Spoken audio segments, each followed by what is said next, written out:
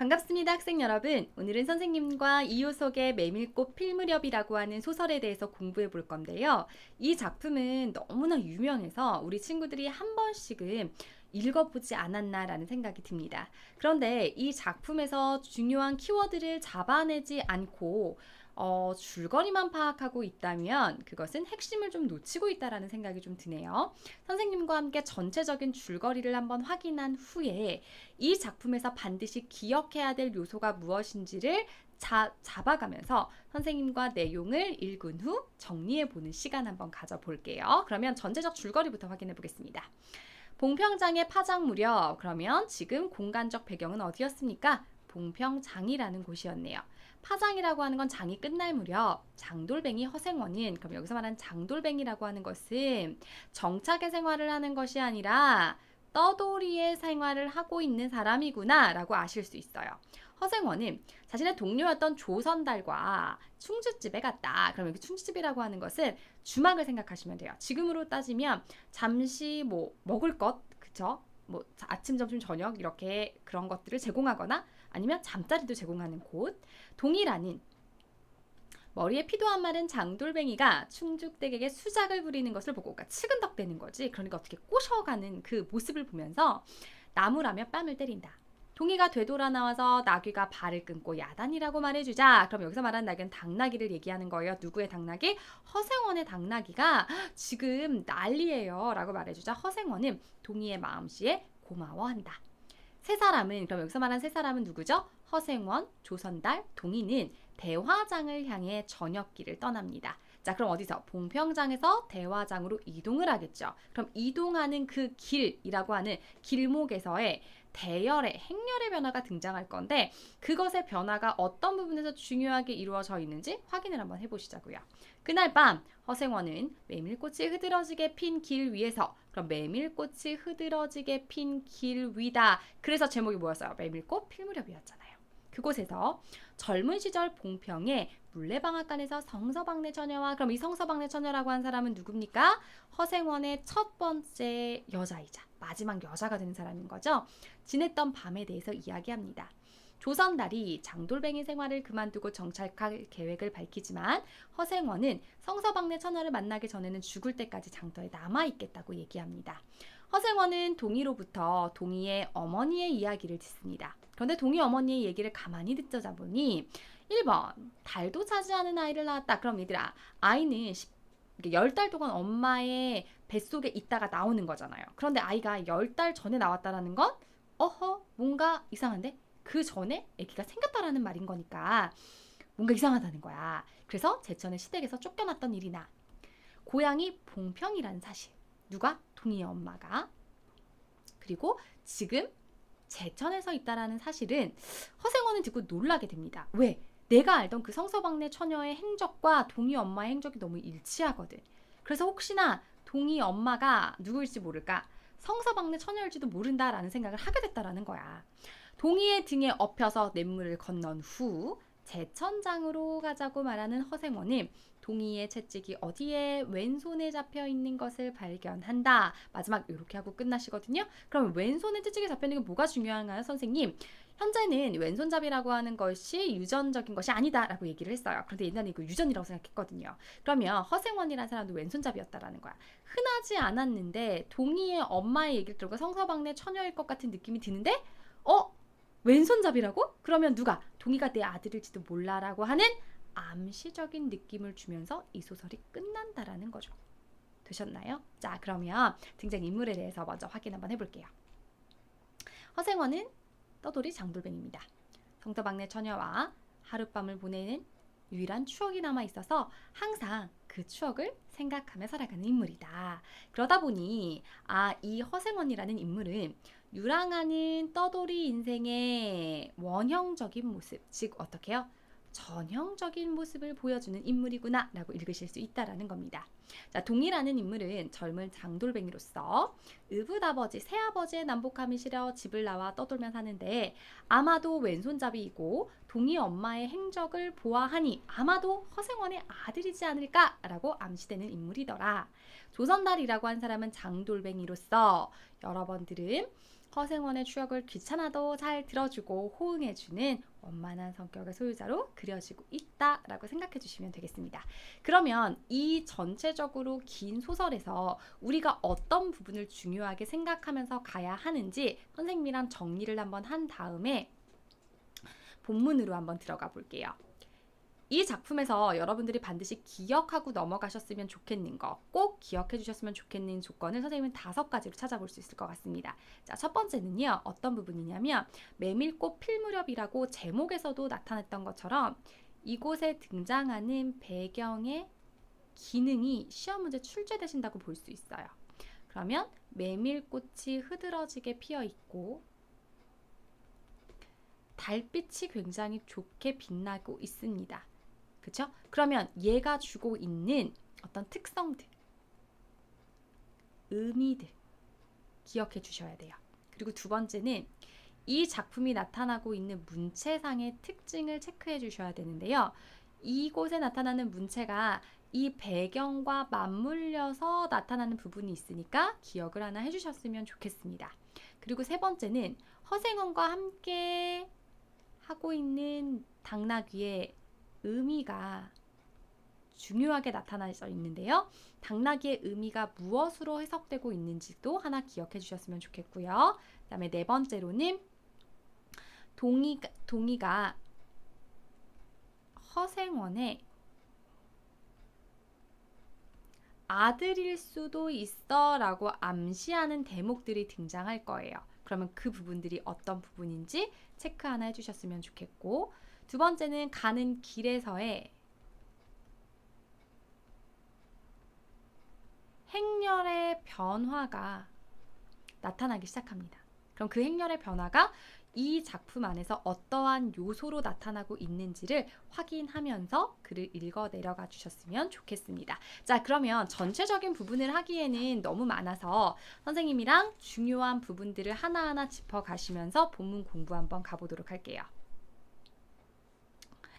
자, 앞부분의 줄거리를 보면 아까 어디에서요? 봉평장에서 동이의 뺨을 때리고 동이가 와서 당신의 나귀가 지금 큰일 났어요 라고 하면서 이 세 사람이 어디로 떠나는 장면이요? 대화장을 향해서 길을 떠나는 장면부터 우리의 내용은 들어가 보도록 하겠습니다. 뒷팀전이라고 하는 것은 자, 옷감을 파는 거라고 생각하시면 됩니다. 장도리를 시작한 지 20년이나 되어도 허생원은 봉평장은 빼놓은 적이 없습니다. 그러면 왜 그런지 이유가 나타나기 시작하겠죠. 충주, 제천 등의 이웃군에도 가고 멀리 영남 지방도 헤매기는 했지만 강릉쯤 물건하러 가는 것 외에 처음부터 끝까지 군내를 돌아다녔다. 닷새만큼씩의 장날에는 달보다 확실하게 면에서 면으로 건너간다. 고향이 청주라고 자랑삼아 말하였으나 고향에 돌 보러 간 일도 있는 것 같지 않았다. 장에서 장으로 가는 길. 자, 그러면 장에서 장으로 간다라고 하는 건 이동했다라는 말인 거죠. 그럼 이동할 수밖에 없어요. 왜요? 허생원이 장돌뱅이라고 하는 직업을 갖고 있기 때문에 이 삶은 정착하는 삶이 아니라 뭐하는 삶이다? 떠돌아다니는 삶이다. 아름다운 강산이 그대로 그에게는 그리운 고향이었고 반날 동안이나 뚜벅뚜벅 걷고 장터 있는 마을에 거진 가까이 왔을 때 거친 당나귀가 한바탕 우렁차게 울면 더구나 그것이 저녁녘이어서 등불들이 어둠 속에서 깜빡거릴 무렵이면 늘 당하는 것이지만 허생원은 변치 않고 언제나 가슴이 뛰놀았다. 그러면 이 봉평이라고 하는 곳을 이 사람이 잊지 않고 매번 찾아오는 이유는 이곳이 내 마음간에 어떤 걸까? 그렇지, 구심점. 힘이 되는 곳. 그리고 어떤 안식을 주는 공간이라고 읽으실 수 있다라는 겁니다. 젊은 시절에는 알뜰하게 벌어 돈푼이나 모아본 적도 있었지. 읍내에 백중이 열린 해 호탕스럽게 놀고 투전을 하고 사흘 동안에 다 털어버렸어. 나귀까지 팔게 될 판이었다. 그럼 얘들아, 여기서 중요한 키워드다. 나귀라고 하는 건 아까 당나귀라는 얘기를 선생님이 아까 얘기하셨을 거예요. 그죠? 그럼 여기서 말하는 당나귀라고 하는 것은 무엇을 얘기하는 거다? 허생원과 늘 함께 해줬던 아이를 얘기하는 거잖아요. 그죠? 자, 그러면 여기서 당나귀의 상징적 의미를 찾아보실 수 있을 것 같네요. 자, 해볼게요. 자, 여기서 말하는 어디 나귀라고 하는 것은 나와 함께 했던 화자. 즉, 누구의 분신인 거다?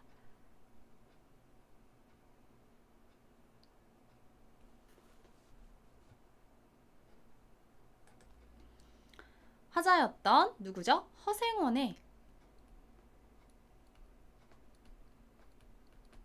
분신이라고 보실 수 있어요. 팔아야 하는데 다시 시작할 수밖에는 없어서, 그러니까 내가 이 일을 다시 시작할 수밖에 없어서 얘를 데리면서 울었다라는 거죠. 빚을 지기 시작하니 재산을 모으려면 당초에 틀렸고 입에 풀칠을 하러 장에서 장으로 돌아다니게 되었다. 호탕스럽게 놀았다 하더라도 나는 계집 하나 우려보지 못했다. 그럼 이 말은 나는 어떻게 여자와는 거리가 멀었지. 계집이란 쌀쌀하고 매정한 것이었고, 그래서 나는 신세가 서글퍼졌다. 자, 그래서 성서방네 처녀와의 인연을 강조하기 위해서 나는 그동안의 여자랑은 인연이 있었어 없었어? 없었어. 강조했다라는 겁니다. 그래서 일신에 가까운 것이라고는 언제나 변함없는 한필의 당나귀뿐이었지. 그렇다고는 하여도 한 번에 잊을 수 없는 첫일은 있었지. 뒤에도 처음에도 없는 단 한 번의 괴이한 인연. 그러니까 뭐야, 나 여자라고는 인연 없었어. 그런데 딱 한 번 잊을 수 없는 인연이 있었다니까. 그게 언젠데 젊은 시절의 일이었는데 내가 그걸 생각하면 그래도 나의 인생이 괜찮았어. 한 번이었지만. 달밤이었나? 어떻게 해서 그렇게 됐는지 난 지금도 알 수 없어. 허생원은 오늘도 그 이야기를 끄집어내려는 것이다. 그럼 그 이야기라고 하는 것은 어디요? 내가 봉평에서 기이했던 그 인연의 얘기를 한 번도 안 돼. 근데 또라는 말은 이 사람이 늘 해왔다라는 말인 거잖아. 조선날은 친구가 된 이래 귀에 못이 박히도록 너무 많이 들었다. 그렇다고 실증을 낼 수도 없었으나 허생원은 시치미를 떼고 한 번 더 얘기했거든요. 달밤에는 이런 얘기가 맞거든. 지금 장에서 장으로 이동할 산길을 가고 있는 중에서 달밤에는 이런 얘기 해야 돼. 사랑 얘기 해줘야지. 이런 얘기라는 거야. 그럼 여기서 달밤의 상징적 의미는 어때요? 달밤이 되니까 내가 그때가 생각나더라고. 나의 잊을 수 없는 첫 번째 일. 그럼 여기서의 달밤의 상징적 의미는 추억의 회상의 매개체였다라고 여러분들이 읽어주실 수 있다라는 거죠. 조선달의 편을 바라는 보았으나 물론 미안해서가 아니라 달빛에 감동하였어. 그러면서 어떻게 해요? 내 주변에 펼쳐지는 메밀꽃의 전경을 얘가 묘사하기 시작합니다. 이지러는 졌으나 보름을 같진 한 달은 부드러운 빛을 흘리고 있었다. 그럼 여기서의 달의 의미 중요하죠? 내가 이 달을 보면서 과거에 있었던 인연을 얘기하기 시작해요. 그러면서 현재에 있는 아름다운 배경까지도 보여주고 있잖아. 과거와 현재에 대한 연결, 동시에 아름다운 분위기 형성까지 합니다. 대화까지는 80리의 길, 고개를 둘이나 넘고 개울을 하나 건너고 벌판과 산길을 걸어야 한다. 지금 길은 긴 산허리에 걸려있다. 자, 요 구절 너무 중요하세요. 길이 지금 산허리에 걸려있어. 밤중을 지난 무렵은 죽은 듯이 모모듯이 지규법 사용했어요. 고요한 속에서 짐승 같은 달의 숨소리.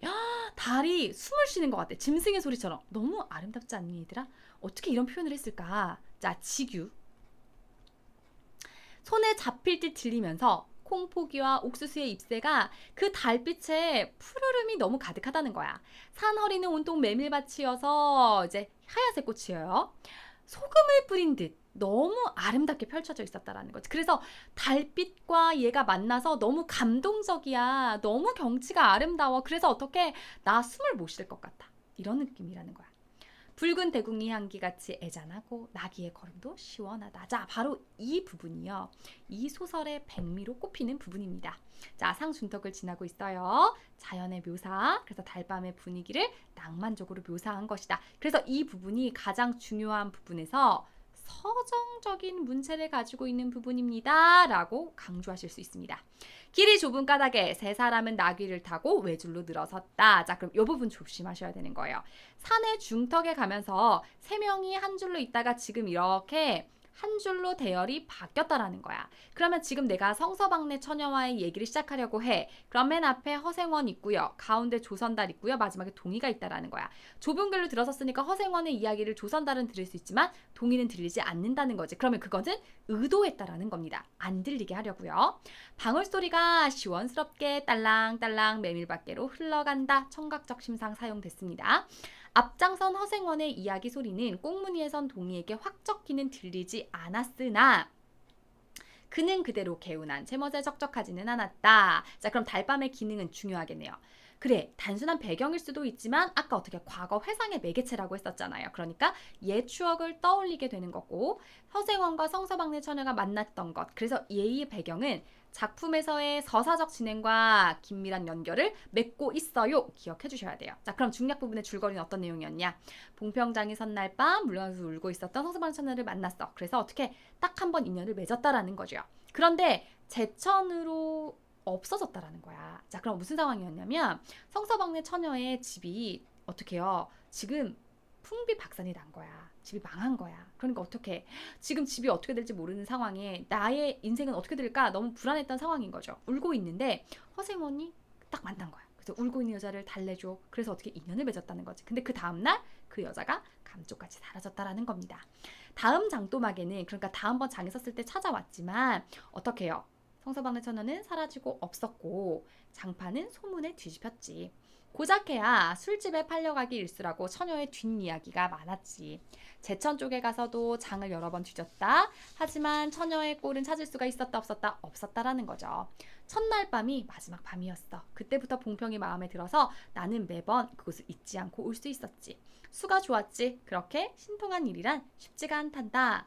항용 못난 것을 얻어서 새끼 낳고 걱정하고 늘 진저리가 나지. 그러나 늙음하고 장도백을 지내기 너무 힘들다. 난 조선다리 얘기하죠. 가을까지만 하고 나 이제 정착할 거야. 전방을 차려서. 그랬더니 누가 허생원이 얘기하지요. 아, 나는 예처녀나 만나면 같이 살까? 거꾸러질 때까지 이 길을 걸을 거야. 그럼 약간 떠돌이의 삶, 방랑의 생활을 할 거야. 자, 그럼 여기서 인생관 등장합니다. 허생원은 장돌뱅이로 살았던 자신의 삶을 부정적으로 생각하지 않아요. 어떻게 해요? 나의 운명이라고 받아들이면서 살아갈 거야. 숙명론적 인생관이다. 읽으실 수 있어요. 산길을 벗어나 큰 길로 튀어졌습니다. 꽁무니의 동이도 나귀들도 가로 늘어섰다. 그러면 어떻게? 아까 일부러 행렬의 변화가 일렬로 늘어서게 했던 건 동이의 이야기를 못 듣게 하기 위였는데 이제는 셋이 나란히 섰다라고 하는 건 이제 그 세 사람의 대화가 공통으로 이루어질 수 있다라고 하는 걸 암시할 수 있다라는 거죠. 총각도 젊겠다. 지금 한창 시절이다. 충주집에서는 그만 실수를 해서 그 꼴이 되었으니 내가 널 때렸으니까 미안하게 생각하지 마. 천만에요. 저는 지금 저 부끄러웠네요. 자나깨나 어머니 생각뿐인걸요. 자, 그럼 이제 동희가 누구 얘기를 시작하겠어요? 어머니 얘기를 시작하기 시작합니다. 허생원의 이야기로 이제 동희의 어조는 한술 수그러진 것이다. 아비업이란 말에 가슴이 좀 미어지는 듯 했어요. 그쵸? 저에겐 아버지가 없어요. 피부치라고는 어머니 하나뿐인걸요? 돌아가셨나? 당초부터 없었지요. 그런 법이 세상에. 생원과 선달이 야단스럽게 껄껄 웃으니 동희는 정색하고 우기는 수밖에 없었다. 그럼 동희가 하게 된 이유가 있었겠죠. 부끄러워서 말하지 않으려고 했습니다. 그런데요, 저희 엄마가 제천에서 달도 찾은 아는 날을 낳았어요. 자, 봅니다. 먼저 동희 엄마에 대한 정보야. 동희 맘에 대한 정보 1번. 엄마가 제천에서 10달도 지나지 않아서 아이를 낳았다. 그래서 엄마는 집을 쫓겨났다. 그럼 지금 누구랑 겹쳐져요? 성서방네 처녀. 분명 봉평에서 있다가 제천으로 시집 가버렸다고 했잖아. 지금까지 아버지의 얼굴을 본 적도 없고 고장도 모릅니다. 고개가 앞에 놓인 까닭에 세 사람은 나귀를 내렸다. 둔덕은 험하고 입을 벌리기가 대근하여 이야기는 한동안 끊어졌다. 나귀는 건짓하면 미끄러졌고 허생원은 숨이 차서 몇 번이고 쉬었다. 고개를 넘을 때마다 나이가 알렸다. 이제 나이가 되니까 이제 어떻게 해요? 힘들었던 거죠. 동희 같은 젊은 축이 그지없이 부러웠다. 장마에 흘러버린 널다리가 아직도 걸리지 않은 채로 있는 것 같아서 몇 번이나 벗고 건너야 했다. 고이를 벗어, 그러니까 이제 옷을 살짝 벗어서 등에 메고 밤 벌거숭이 우스꽝스러운 물속에 뛰어들었다. 금방 땀을 흘린 뒤였지만 밤의 물은 뼈를 찔렀다. 추웠다라는 거죠. 그래, 대체 기르기는 누가 기르고? 어머니는 하는 수 없어 의불을 얻어서 술 장사를 시작했습니다. 술이 고줄해서 의불하고 전 망나니예요. 철들어서 저는 맞고 자랐지요. 하른들 편한 날은 없었습니다. 어머니는 말리다가 채이고 칼부림을 하다가 집안꼴이 무엇이었겠습니까? 18살에 집을 뛰쳐나와서 정들뱅을 살고 있어요. 총각의 나이로는 참으로 편하다고 생각했는데 아유 참 평범하다 생각했는데 너 되게 안 됐구나. 자 이제 물을 건넌 상황입니다. 물살도 셌어요. 나귀와 조선달은 재빨리 먼저 건넜다. 자 그럼 대열의 변화가 또 생겼죠. 조선달은 이미 건넜어요. 그런데 뒤에 동희와 허생원은 붙었어. 그러면 허생원 같은 경우에는 동희 어머니에 대한 정보를 들을 수 있다라는 거잖아요. 그러면 이렇게 거리를 한 건 허생원만이 동희 어머니에 대한 정보를 알 수 있겠다라는 얘기인 거잖아. 자, 그럼 모친의 친정은 원래 제천이었냐? 아니다. 그러네 봉평이라는 건 들었어. 그러면 두 번째 힌트가 있었네. 동희 엄마의 친정이 봉평이라는 얘기를 들었다라는 건 성서방네 처녀의 고향도 어디였어? 봉평이었으니까 뭔가 겹쳐지는 부분이 있는 거야. 그래, 아비의 성은 무엇이고 알 수가 있나요? 도무지 듣지를 못했으니까.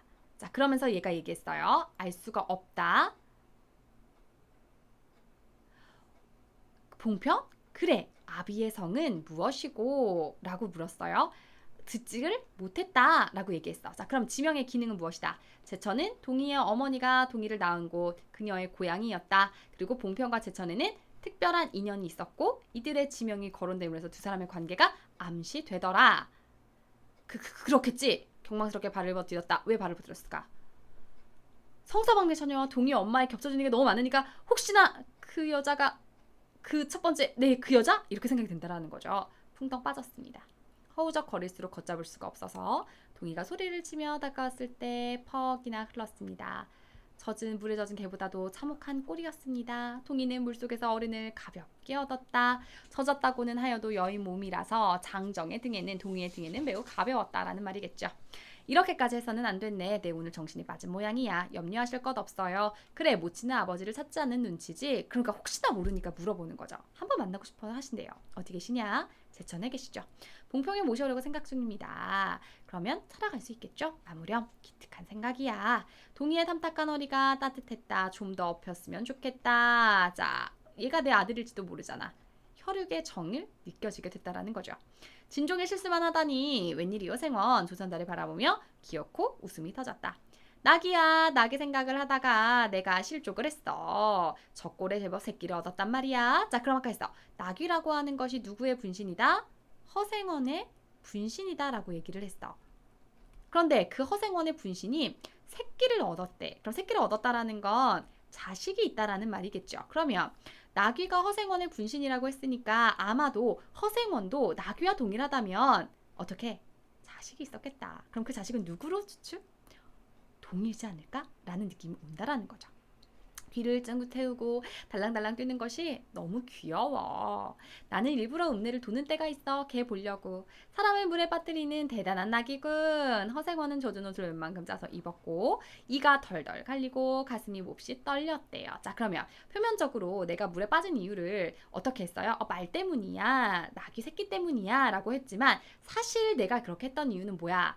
허생원의 기대가 들어있다는 거죠. 혹시나 동희가 나의 아들이지 않을까라고 하는 기대가 은연중에 들어있다라고 해석해 주시면 좋겠습니다. 자, 그래서 이제 마지막입니다. 그런데 마음은 가벼웠대요. 주말까지 부지런히 가자. 뜰에 불을 피우고 쉬자. 나이기에겐 더운 물을 주고 내일은 대화장을 보고 제천으로 가자. 생원도 제천으로 갈 거입니까? 오랜만에 가보고 싶다. 동행하려나 동희? 자, 동희들 지금 왼손에 있었다. 자, 요구자 아까 전 중요하다라고 얘기했었죠. 왼손잡이 유전 아니었지만 허생원이 왼손잡이니까 동희의 왼손잡이가 눈에 안 들어올 리 없었을 거라는 거야. 그러니까 둘의 관계가 아마도 무슨 관계다? 혈연의 관계이지 않을까? 오랫동안 어두웠던 눈에 허생원도 이번만큼은 동희의 왼손잡이가 눈에 띄었다. 걸음도 가볍고 방울소리가 청청하게 울렸습니다. 달이 어지러니 기울어졌네요. 그러면 어떻게? 아들이다 아니다라는 결말은 내주지 않았어요.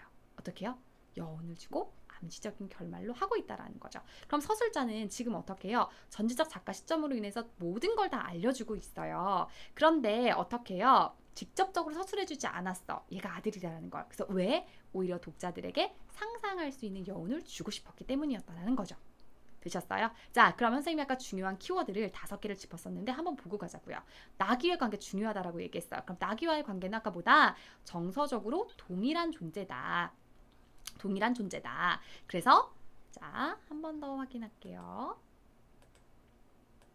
자, 정서적으로 나귀는 뭐하다? 동일한 존재다. 그래서 외모, 행동, 모습이 허생원이랑 흡사하지. 그런데 어떻게 새끼를 봤다라고 하는 부분에서 아마도 뭐다? 허생원도 자식이 있을 수 있겠다. 그 자식이 누구로? 동이지 않을까? 됐나요? 자, 그리고 두 번째, 그러니까 배경의 의미가 되게 중요하다고 말씀을 드렸어요. 배경에서 배경 묘사가 있었는데 여기서는 어떤 배경의 모습이면서 동시에 사건을 전개하는 데 있어 중요한 기능을 했었죠. 그래서 먼저 달밤이라고 하는 것은 시간적 배경이야. 그래서 인간의 애정을 부각시키면서 동시에 어떻게 해요? 향토적인 정서까지도 보여주고 있다라는 거죠. 산길이라고 하는 건 삶의 여정일 수 있다. 왜? 올라갔던 길, 내려갔던 길, 함께 했던 길이 있으니까. 개울물이라고 하는 거는 두 사람이 어떻게 아버지와 아들의 그런 정을 느끼게 할 수 있는 공간이었다까지도 기억해 주시면 좋겠습니다. 자, 핵심 정리 가볼게요. 자, 성격 서정적이었고요. 낭만적이었고요. 묘사하고 있어요. 자, 전지적 작가 시점이라고 하는 거 기억해 주시고 주제는 이거죠. 떠돌이 삶에 대한 애환이다. 그쵸. 장돌뱅이로서의 얼마나 힘들고 어려웠는지에 대한 삶. 그리고 육친의 정이다. 제일 중요한 건 이거였어요. 메밀꽃이 흐드러지게 핀 달밤의 서정적인 분위기다. 그리고 그래서 자연의 낭만적인 것들을 표출했다.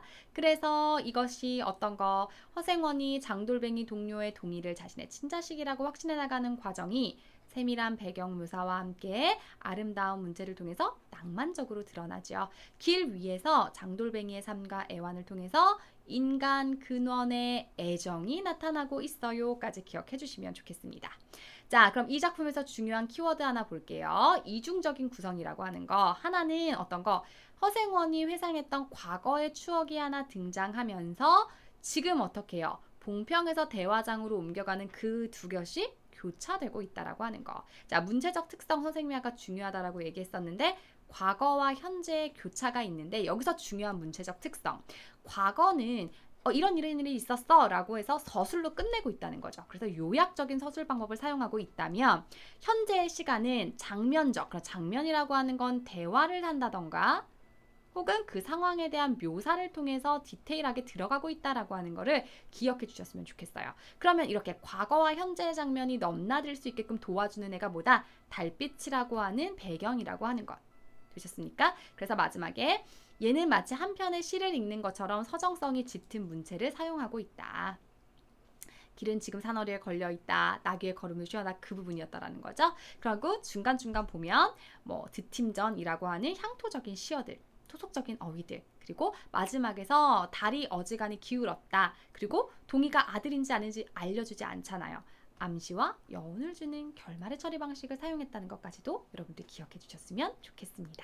자, 그럼 이거 가지고요. 우리 OX 확인 문제 한번 가볼게요. 자, 1번입니다. 서술자는 전지적인 입장에서 이야기를 전달하고 있다. 맞습니까? 그렇죠. 전지적 작가 시점이라고 얘기했어요. 자, 2번입니다. 인물 간의 갈등의 발생, 해소 과정에 드러나 있지 않지요? 서정적인 분위기를 빚은 사건의 필연성을 비유한다. 맞습니다. 자, 떠돌이 삶을 통해서 인간 본연의 애정을 다루고도 있지요. 맞아요. 인물의 희와 우스꽝스럽게? 아니죠. 이런 표현 없으셨고요. 순행적 구성 여러 개의 사파가 들고 날고 들어가 있어요. 맞습니다. 공간적 배경이 주제를 형상화하는 데 기여하고 있습니다. 맞아요. 자, 암시와 추리의 기법을 사용하고 있다. 맞지요? 아들일까? 아들이지 않을까? 자, 그리고 마지막. 글의 결말 처리 방식은 인물의 운명이 결정되어서 알지 못했잖아. 그치? 아들인지 아닌지 모른다고 했잖아. 가서 확인해야 한다 했잖아. X가 되겠죠? 고달픈 삶의 단면을 자연과 함께 융화시켜서 낭만적으로 표현했어요. 맞지요? 자, 그 다음 서술형 문제 가볼게요. 그래서 과거와 현재를 이어주는 매개체의 역할을 하고 있다라고 지금 얘가 얘기를 하고 있어요. 그죠? 그러면 이 매개체의 역할을 하고 있는 소재는 무엇이라고 읽으실 수 있습니까? 아까 어떤 거였어요? 달밤이라는 거였죠? 달밤의 기능 중요하셨으니까 기억 하나 해주시고요. 허생원 성처녀 이야기를 자꾸 꺼내는 이유는 왜 그럴까요? 나는 그 추억이 나의 인생에 있어서 중요하기 때문이다. 동희가 허생원의 이야기를 듣지 못하게 한 것은 왜? 다 알면 재미가 없잖아. 그러니까 작가는 의도했던 거야. 어떻게? 독자의 상상력을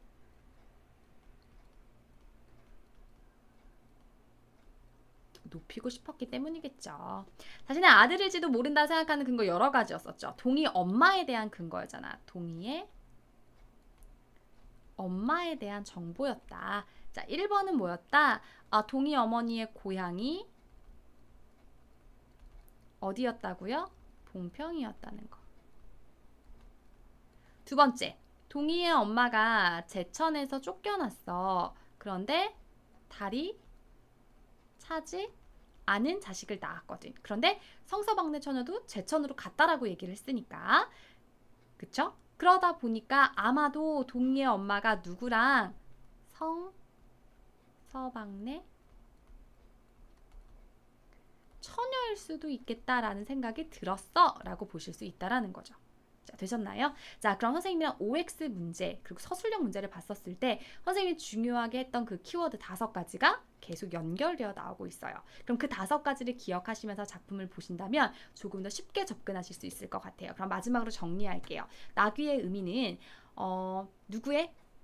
허생원의 분신이다. 그렇기 때문에 걔가 일어나고 있는 어떤 외양도 닮았고 새끼를 낳았다라는 것도 아마도 연결되어 본다면 허생원의 그 자식이 있을 수 있지 않을까라는 암시를 준다. 두 번째, 달밤이라고 하는 것이 시간적 배경일 수도 있지만 과거와 현재를 어떻게 이어주는 매개체 역할까지도 하고 있다라고 하는 거. 세 번째, 서정적인 문체를 사용해서 낭만적인 분위기를 더욱더 높이고 있다라고 하는 거. 자, 그리고 길의 구성을 따라서 길이라고 하는 것은 삶의 힘들고 고단한 여정이지만 그 안에서 글의 배치, 즉 길이라고 하는 것의 배치를 통해서 작가가 의도하고자 하는 것들이 있었다라고 하는 것들을 기억해 주시면 좋겠습니다.